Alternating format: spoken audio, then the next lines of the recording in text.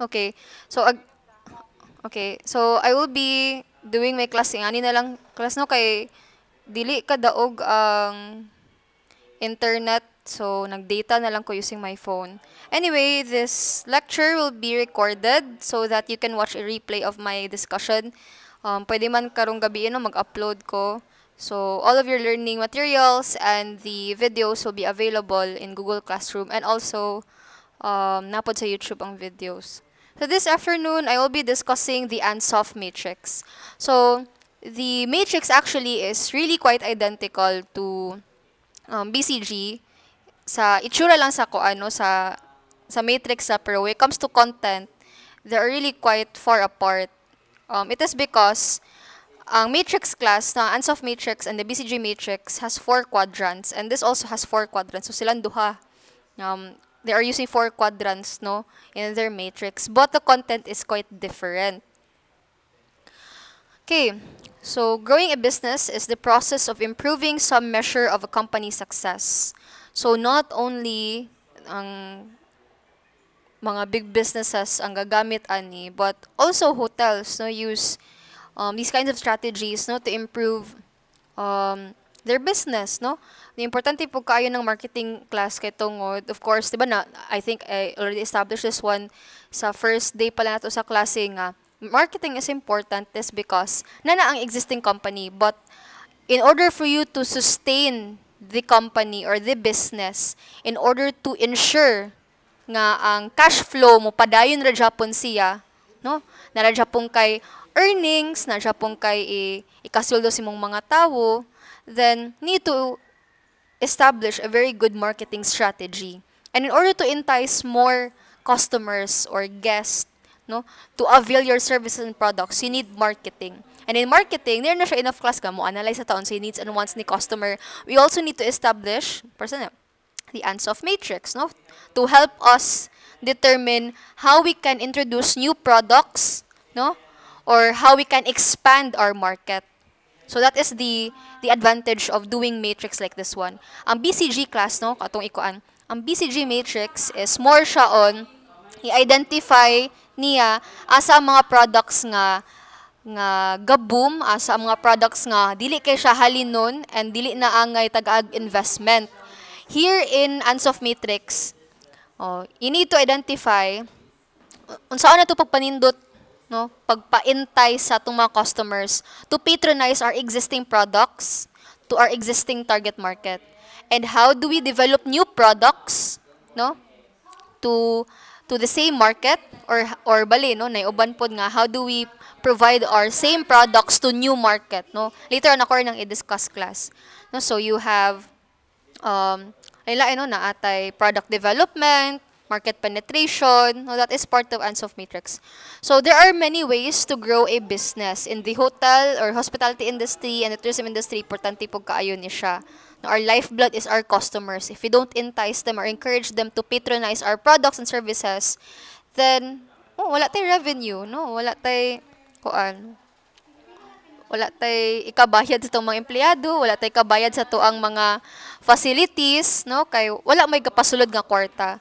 So it was actually Igor Ansoff who identified the four strategies for growth and summarized them in the so-called Ansoff matrix. The Ansoff matrix is also known as the product or market expansion grid, which allows managers to quickly summarize these potential growth strategies and compare them to the risk associated with each one. The idea is that each time you move into a new quadrant, the risk increases. So actually, class, the first quadrant lang, no, if you are still starting your business, the first quadrant in your Ansoff matrix is the existing market, existing products to the existing market. O, take for example, when you first started out your business, ang imuha jud nga main products na ginabaligya is food, no? Burgers, fries, kana may ana. Okay, that is your first quadrant. Now, if you have already earned a huge amount of revenue, dako na kay kag sales because of you just selling food to your existing market, kaning existing product class, for example, mo ni siya kung main product jud. Sugod ko ani kong business, no? Sugod sa sinugdanan, mo jud ni ako ang main nga ginabaligya which is food, no? And then akong market, target market nako is mga family members, no? or kuan ra mo specifically kanang magdali per me, no, kay fast food man ni ako ang business. Now, once nga naka-earn ako enough sales, I will move to the next quadrant, no? Pwede na akong explore sa next quadrant, which is the new market and existing product. So, kani class, si existing product, kani nga quadrant ha, kani. Si existing product, kung ikaw na kong arrow, si existing product class, so same product ka Japon may baligya pagka-order Japon, pero introduce na nimo siya sa next nga quadrant, which is the new market, no, under ano, new market. Meaning, kanimo mga burgers, fries, and siya nga fast food nga mong ibaligya, no, dili lang ka mo baligya lang sa mga families and people in San Carlos City. So, mo proceed po ka sa new market, which is the locals in Calatrava, the locals in Sagay, no, and lain nga lugar dili sa Kabangkalan, Bacolod, mo expand ka sa imuhang product sa lain nga market, no, dili lang sa San Carlos City, no. Tikat my point. Sabtan ra. Hello? Okay. So, kung mag-start kag business, nagunahuna ka nga, mutukod kog business, mamaligya kog fast food products or fast food. So, mo ni siyang existing product, no? Mo ni siya kung pinaka-first yun nga product ang kong ibaligya jud sa market. Ang existing market is, of course, sa San Carlos City, kay mga family sa San Carlos City, no? Anyone nga kinsay magdali, no? Kay fast food, of course, no? Nang ginhanong instant food right away within San Carlos City because taga dira man ko, no? Taga San Carlos City man ko. So, ako ang target market is the people of San Carlos City. Now, of course, since na kay kagkita, no, from selling fast food, so nag-decide ka to introduce your products to the new market, no? Si existing products, same products, pero new market na siya, which is the people in Sagay, the people in Calatrava, the people in Kabangkalan. So that is existing product to new market. Take note of the quadrant. Existing product, mo man yung product skilled, and then new market. So, the risk is quite low. No? Kaya wala man ka nagkuan class, wala man ka nag-experiment sa mong products, you're still selling the same products. The risk lang dira is, mahadlo ka nga, basin, kung mo expand ka sa mong product sa Kabangkalan, basin dili siya mo boom, pero it's very low risk na siya. No? Now, once nga proven successful si second quadrant, si second square, kaning mo hatag ka or mo baligya ka sa imuhang existing products to the new market, move na pud ka sa next quadrant, which is new product to existing market. An example of that is, ako ang fast food restaurant, gabaligyag burgers and fries, no? But then, I would like to introduce a new product, which is, mubaligya ko og, mubaligya ko og pizza, no? Kaya ang pizza, wala dyan na sa ako ang kuan, una-una nga, ma-appeal sa fast food, no? Pizza, and, person ginabot sa Jollibee good nga, mag new product siya nga, which is, person ng milk tea, no? Di man dyan na ilahang main product dyan ng milk tea sa Jollibee, no? Na, dungag na siya kay tungod sikat na kaayo ang milk tea or ang demand sa milk tea ning taas, no? So, that's a new product, no? So, okay, I'm going to introduce a new product, no? Milk tea and pizza, mga dire. So, new product, that is under product development. So, ka sa third quadrant ha, kay na, kuan man, unang market penetration. Successful man kaayo ang imuhang kuan, ang imuhang venture dire. Market development, gidawat man sa new market such as in Kabangkalan, in Sagay, in Bacolod. So, nag-move na ako sa third quadrant. So, medyo taas-taas ang risk ani class, no? Nasa tunga-tunga. Look at the color. It's orange, no? Sa risk, which is under pa ani. Okay. So, medyo gamay ang risk, no? Nasa middle line. It is because you're introducing a new product, no? You are going to introduce a new product, pero under existing market. So, si product development, mobaligya ka og new product, pero sa same market ra, which is mga tao sa San Carlos City. Okay. So, wala ka nagbaligya o sa oning pizza o kaning kuan o kaning milk tea sa kabangkalan no kay imuha sang introduce sa imuhang existing market which is ang people of San Carlos City. So you're introducing a new product no to the existing market which is the people of San Carlos City. That is product development. Okay, now gets ra ang product development. Okay, next is, nagkadugay class. Once nga, example, na-proven mo, ay, na-accept raman sa na-accept raman sa mga taga San Carlos akong new product, which is pizza and milk tea. So, I'm going to move to the fourth quadrant, which is diversification. So, as you can see, it's it's in a red color. No? Red siya class because high risk siya. Nga naman.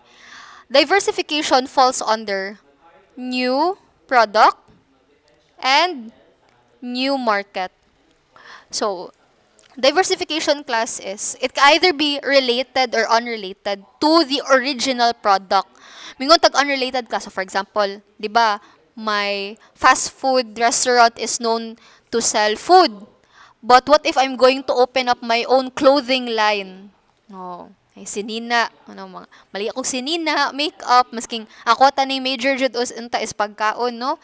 So that's diversification. I'm developing a new product, but this is diversified or unrelated to my original main product, which is food. So ning move ko to clothing, to makeup, and I'm going to introduce this to the new market. Kani. No? New market. So, new product and then new market. And it's diversified, no? Unrelated. Kung unrelated pa siya class, no? Kanang, di ba, nagbaligya. Kung related, for example, mo offer ka og new product, kato imuhang gi-offer, no? Like pizza and milk tea. Dili ra siya, ika nakataas kayo ang risk if you compare nimo dire sa bar. Kay tungod, it's still related to your original product, which is food. But, if you're going to apply diversification to an unrelated product, mabaligya ka og sinina, og makeup, tapos imo pa siyang introduce a new product such as the people in Kabangkalan or in Bacolod, which is, dili man na ang imong original jud nga product, no, magding diversify ka, ning experiment ka, no, og new ventures, new product, then that is high risk. No, kay wala may assurance if mo boom dayon siya right away. No? Para sa pudang kuan good, para sa anang Sunny's Cosmetics. Di ba? Sunny's are known to sell, unsa ban? Glasses, no? Sunglasses. Yan, nag-venture sila, diversification, because cosmetics is unrelated to sunglasses or eyewear. No? That's diversification. No? Or product development, because both, no? Apply sila both kay Sunny's are selling to their own locality and they're also selling to other places in the Philippines. No? So that's diversification and product development. So, muna ang ilaha murag marketing strategy. Ansoff is really important class because if you're going to plan your marketing strategy, you're going to make use of the Ansoff matrix. Not just the TOES, the SWOT analysis, and the BCG matrix, but you're going to make use of the Ansoff matrix to help you make decisions on what kind of products you're going to launch, no, in your business. Do you get my point? Hello? Okay. So, mag-overview ra ni siya on what is Ansoff matrix. Okay. So, hatay lang ko example ha. Medyo nakuan ko ito. Actually, na-discuss na ko tanan actually atong akong gi-discuss kanina sa Ansoff, pero we will just atong hagpato, no. We will just discuss them one by one per quadrant. Okay, the first quadrant, pinaka-first jud nga quadrant to once you open up a business is the market penetration. It is existing products in existing markets. So market penetration is about selling more of the company's existing products to existing markets. To penetrate and grow the customer base in the existing market, a company may cut prices, improve its distribution network, invest more in marketing, and increase existing production capacity. Brands such as Coca-Cola, Heineken are known for spending a lot on their marketing in order to penetrate their markets. In addition, they try to maximize the distribution of channels by making attractive deals with a large variety of distributors such as supermarkets, restaurants, bars, football stadiums, for example. Now, In market penetration class, which is existing products in existing markets, take note like for example like Coca-Cola. Diba unsa man Coca-Cola is known to sell their Coke, no? Kanang ilahang cola actually na siya kaso. Ilahang cola, no? Nya kaning Coke nila class, um wala man nila nagiusab, no? Ang ilahang market is kita, no? Majority of us actually is their target market, no? And usually class, no, sa Coca-Cola, wala sila gayon nga, usbo na ko ang color sa Coke or ano. Nag-stick jud sila sa original product, which is in can or in bottle. And then, nag-invest sila more on advertisements, no? Makig-partnership, makig-kuan sila, i-maximize ang distribution silang product by coordinating with supermarkets, grocery stores, no? Na yung mga stadiums mo nang official nila nga ibaligya nga imno no, mga cinemas like for example, mupalit ka dira sa murag popcorn stand sa kuan sa cinema no nya. Coke jud na ang ilang ibaligya nga kuan, nga beverage, no? So, wala nila giusab ang product, no? Same product. Kay mo man jud na ang ila. That is what Coca-Cola is known for. Same product. And then, kuan no? Same market. Ang ila na is, i-advertise lang jud nila maayo para more ma-entice ang market or ang mga customers to buy Coca-Cola. That's why they invest on their commercials, their advertisements, their posters, mga pakulo nila, and then i-maximize nila ang ilang pagbaligya sa product, no, para dali kaayo ang access sa mga customers because nakig-coordinate sila with supermarkets, no, groceries, with cinemas, stadiums, no, even schools, no. For example, mo ni siyang official jud nga ko ano, na jay mo rag kanang sa ilang canteen mo jud na ang ibaligya jud nila Coke jud, no. So things like that, no. That is market penetration, no. No need to change the original product, no. What you started with, mo jud na siya, mo jud is imo yung gahinan og time to advertise, to make your product known, no, para i-maximize ang distribution sa imong products to the customers. Okay, that is market penetration. No, the first quadrant. So when you start off a business class, do not think about nga, okay, I'm going to start my own cosmetics line. Yung magunahuna din ka, magsugod na pug ko og sinina. Kuan, lain-lain no, wala kay focus. So you stick to one type of product. If you decide to have a cosmetic line, then i-focus imong tanang kusog anang imuhang product nga imong i-invest or ibaligya. So kung cosmetic line lang jud, no, do not try to kuan lang, no, diversify usa samtang wala pa nimo na establish ang imuhang image as a product. So for example, mag-decide ko mamaligya og kuan cosmetics, no, unya ang akong buhaton, no, kay para halin kay ko cosmetics maila kay ko kay mag-advertise ko, no, sa social media. I will send PR box. Okay, take note ha, PR boxes, some of the PR boxes are not free actually, guys, no. Mo na tong misconception nga if you belong to the PR list, no, you get stuff for free. PR list means you are just given the opportunity to review the product before i-release siya. Like for example, kuan abi social media influencer, char, kuan labi ko kanang reviewer, no, or social media influencer, or sikat abi kay ko nga person na ni Mimi, no, sikat abi kay ko nga YouTuber. Unya, example ra na ha. Unya, for example, atong ibutang K Cosmetics, kay ga-start pa man sila, decided to make their product known to the public. So ang gibuhat ni K is kwaon ko niya, no, appearon ko niya sa PR list, and tagaan ko niya og sample sa akong products which I will review, and I will give my honest comment, no, na may uban nga mga na-include sa PR list nga di na lang magpaka-honest, no, kay para tagaan Japon sila, i-include Japon sa PR list. But ang conjugate class is ikaw ang maka-review una sa product before siya ibaligya sa market, no. So before kaming mga commoners makasulay aning highlighter, ikaw sa pasulayon una, and then you need to make a video. Depende na sa imuha, no, depende na sa kontrata ninyo with the CEO of the company. If man naka, okay, I'm just gonna do a vlog on your new product, and then I will also encourage them, I will have a promo code para mas ma-encourage sila to buy your product, pwede man, no, or mag-live ba ka, no? Or mag-advertise baka through infographics. It really depends on the person included in the PR list. But some of the PR products that will be sent, no, to those people included in the PR list are not free.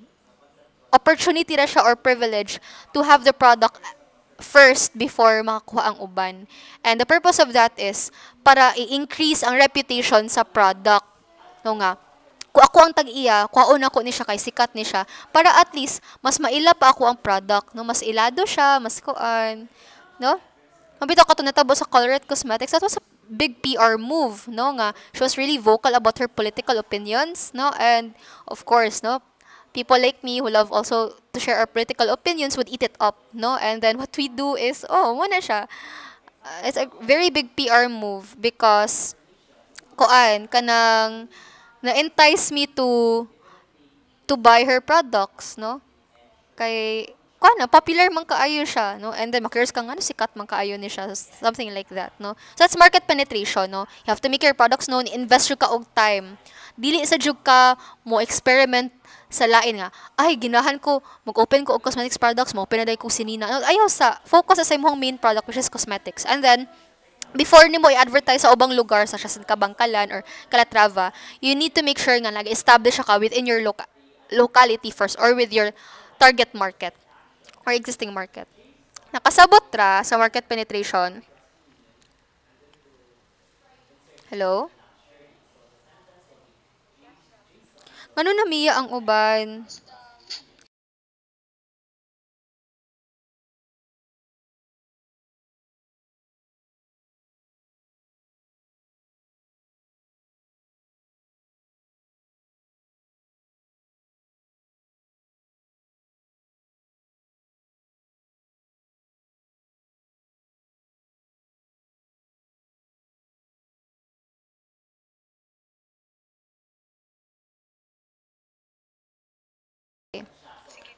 Okay, let's continue.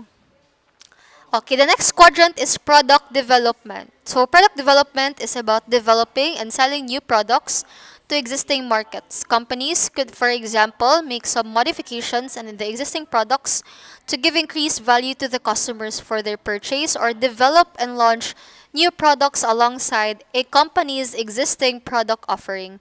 A classic example of product development is Apple launching a brand new iPhone every few years.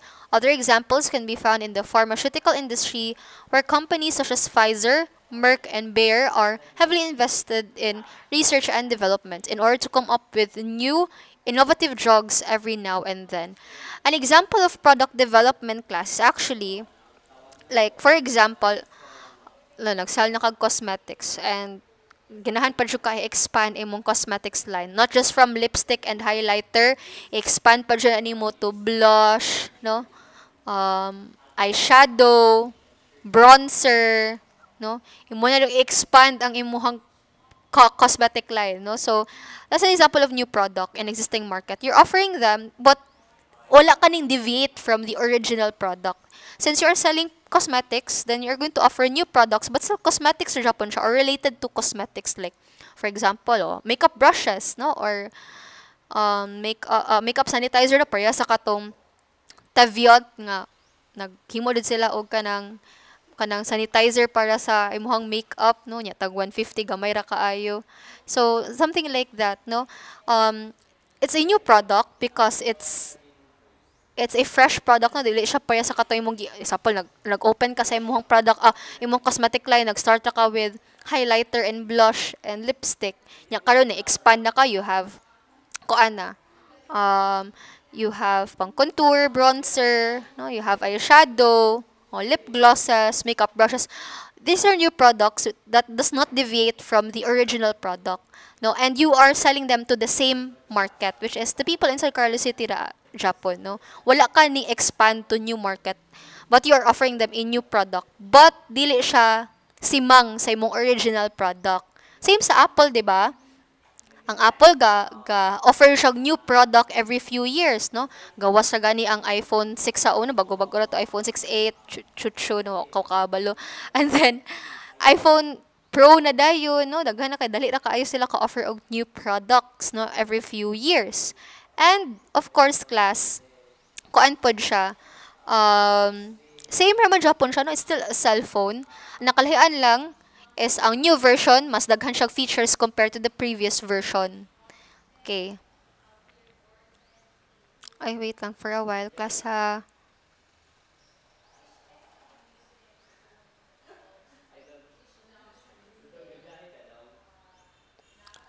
Please wait for a while kay nag-text ang chat.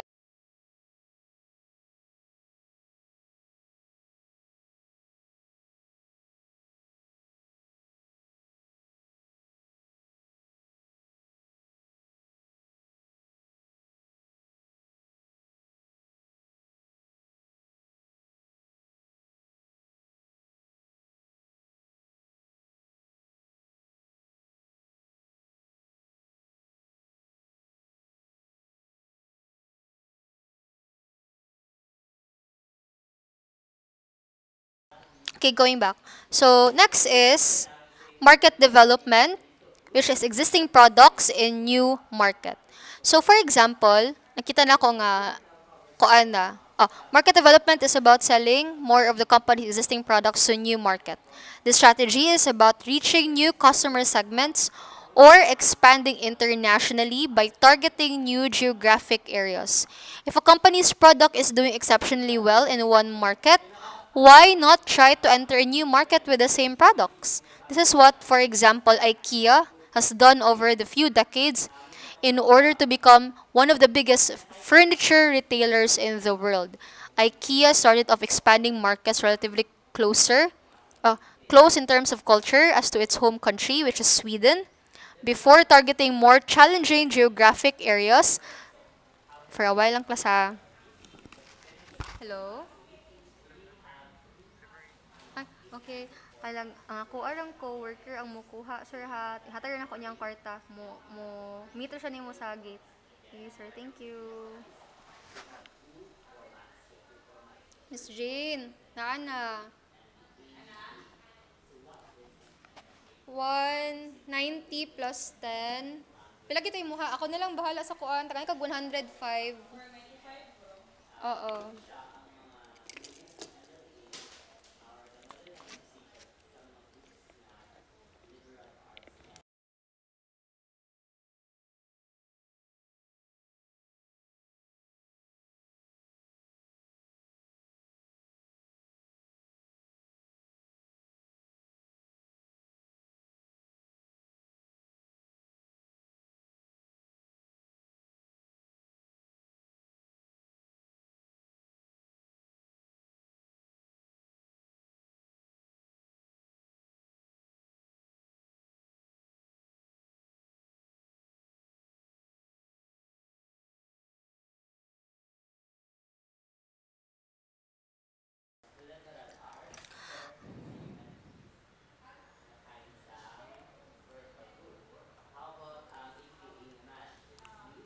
Hello, sorry kayo.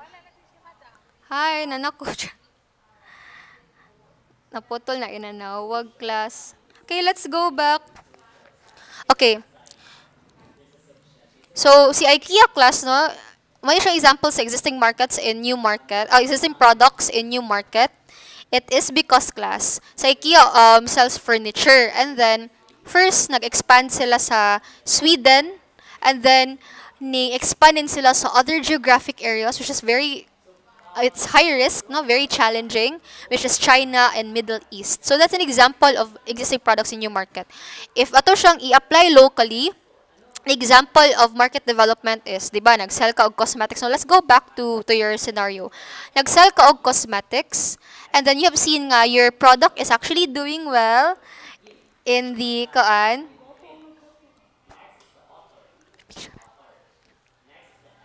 So our products are actually doing well in the kaan. Our products are actually doing well in San Carlos City. So our products are actually doing well in San Carlos City. So natabo class nga if okay naman yun, no, daghan kaayo naghalin niya. Nya saan man nato ni siya. So kay na distract jud ko. So ang mahitabuan na class, you're going to expand to new markets such as in Calatrava, in Kabangkalan, in Bacolod City kay because your K Cosmetics or your cosmetic line is actually doing good in your locality. no? And after nga na-expand na ka sa Negros Occidental, mo expand na pod ka sa Luzon, sa Mindanao until may mo siyang international. Oh, may mo siyang international nga cosmetics, no? Oh, hatag tag mga examples kada expand. You look at Jollibee, no? Una nag-expand siya dito sa Philippines, no? Sikat na kayo ang Jollibee, expand siya all throughout the world. That's how popular Jollibee is, no? Another example is kaan. Oh, kay cosmetics naman jud. Oh, you have like Jeffrey Cosmetics, Kylie Cosmetics, pero wala kay mga dagko naman na siya, no. Oh, IKEA, no, man akong gi-mention kanina. Oh, so, mo na siya guys, no.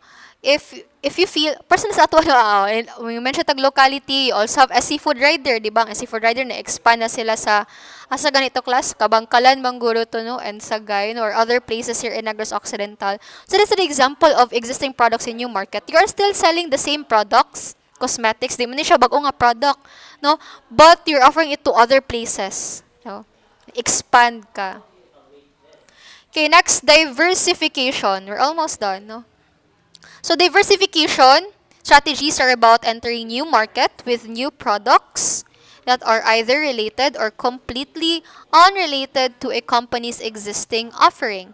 Diversification in turn can be classified into three types. Now you have the concentric, the conglomerate, and the vertical diversification.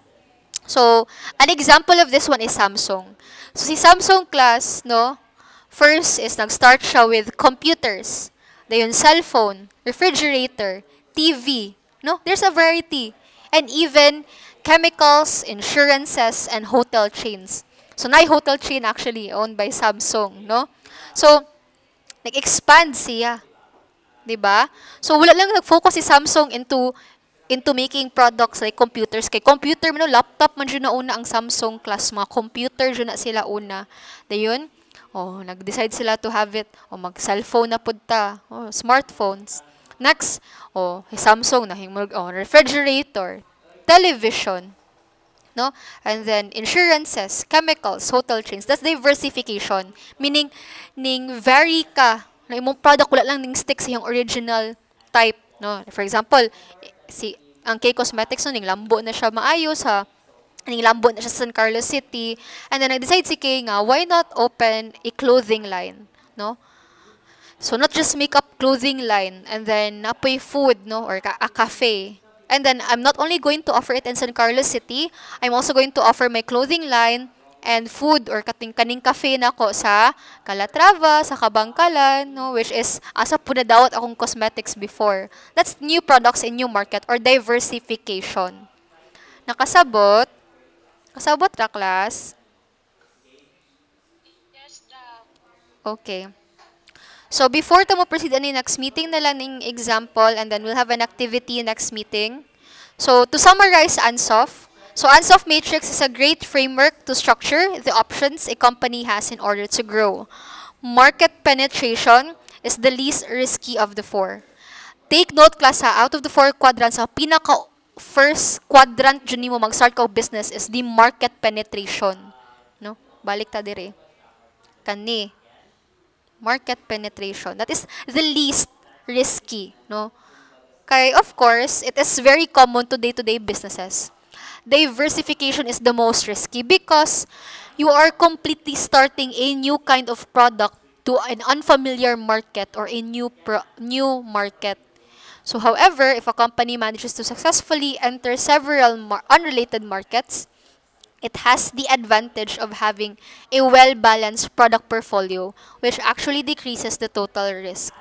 In such situations, useful kaayo ang GE and BCG growth share matrix as well.